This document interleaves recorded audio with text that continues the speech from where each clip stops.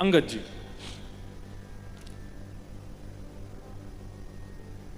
अपनी पत्नी से बहुत प्रेम करते थे, पर ठाकुर जी के प्रति कोई भाव नहीं था।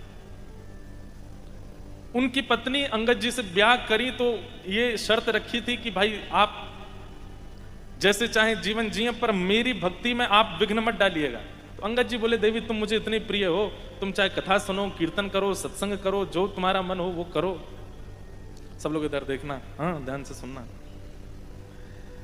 तो मैं देखूं तो आपका देखना जरूरी नहीं है। महाराज जी कहां देख रहे हैं, कौन आया, आप मत देखो, आप तो यहीं देखो।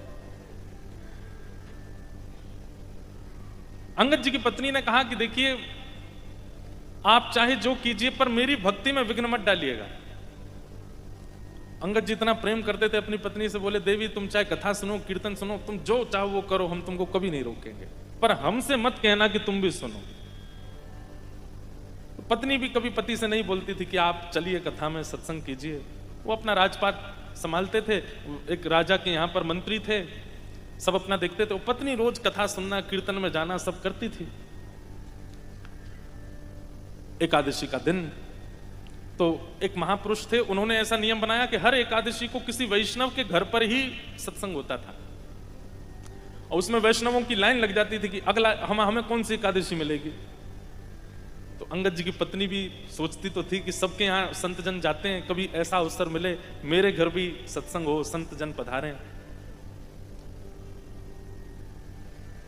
मुझे तो याद नहीं है, पर महाराज जी से सुना है मैंने, वारी जाऊं रे बलिहारी जाऊं रे, वारी जाऊं रे।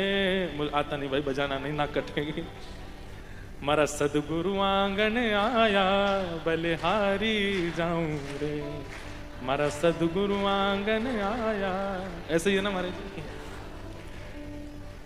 पूरा तो आप सबको याद है, आप ही गा देना, मैं सुन लूंगा। पर ये चाव होता है, ये भक्ति की एक स्थिति है कि किसी महापुरुष को देख करके आपके चित्त में ये भाव आता है। भले ही वो महापुरुष आ नहीं पाते हो, उनसे हट नहीं करना चाहिए, वो नहीं आ पाए, वो उनकी इच्छा है। वो जब